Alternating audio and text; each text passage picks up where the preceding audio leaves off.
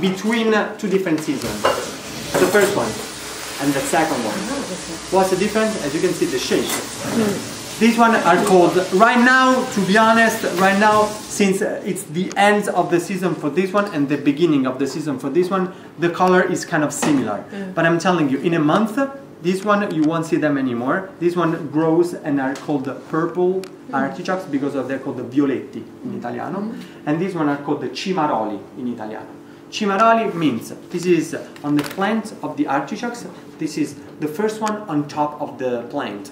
That means these artichokes takes all the nutrients from the plant and is the biggest one. And for each plant, of course, we can pick only one, the first one. Everything else at the bottom, it's smaller.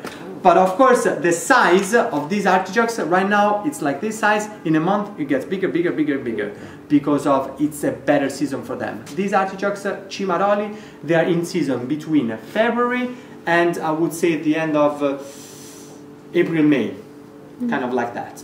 The more we go into season, I mean, I would say April and May, these one are sometimes even the double, like this, and kind of black as a color, right?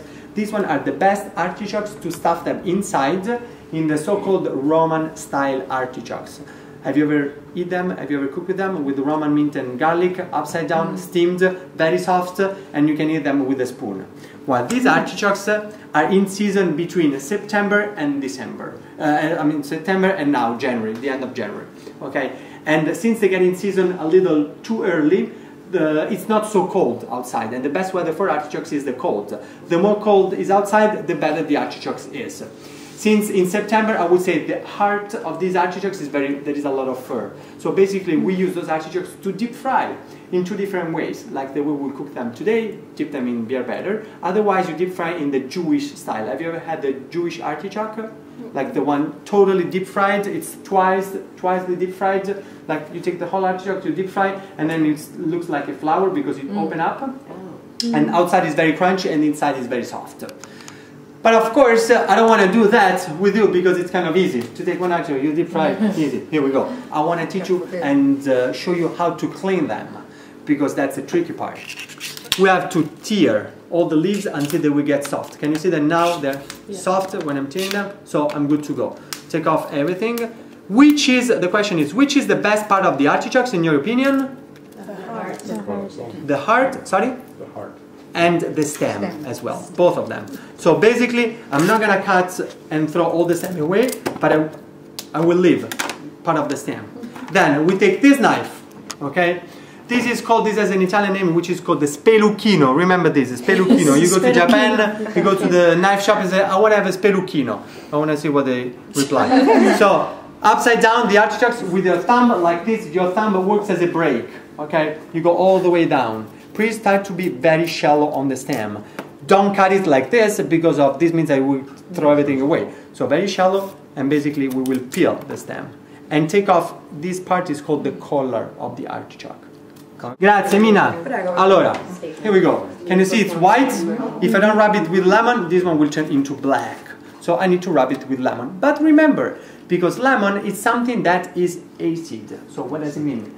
If I'm here rubbing and rubbing and rubbing and rubbing and talking to you and continuously rubbing and looking and rubbing and continuously rubbing, what happened? I will cook the artichoke. So I need to rub it quickly and that's it. The hardest part of the artichoke is the top. If you feel it, I mean, it's like hard like hell. So I think that by the time you will eat it, not good. So basically we need to start peeling everything. Take the knife and cut basically only with the top of the knife. Okay. It's not very easy to explain, it's more easy when you practice with it. Kind of flat, and a twist, and I go around. Imagine this is an apple and you're peeling the apple, and every time I'm peeling the apple, of course I'm coming on top of it, because I need to try to keep the shape and as a pointy shape of the artichokes. So the more I go on top, the deeper I will go with the knife. Can you see that a little bit at a time I'm taking off the layers, all right? And I'm getting deeper and deeper. And I'm trying to keep, at the same time, the shape of the artichokes. One day, I'm pretty positive that all of you will be professional in cleaning the artichokes, and I'm telling you that there are competitions at the market in Rome, and you are considered a professional peeler or cleaner of the artichokes if you can clean up to 120 artichokes an hour.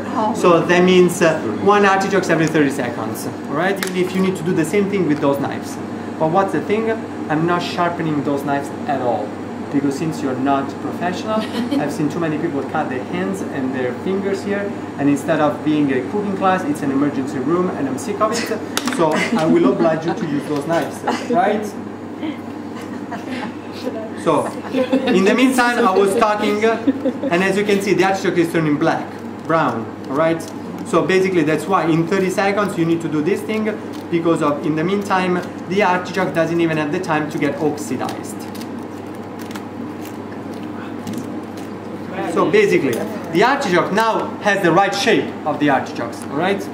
We will rub it like this, okay? And it's pointy, but of course it's not hard anymore on top. Now with this, camera, do you want to touch it? Now with this,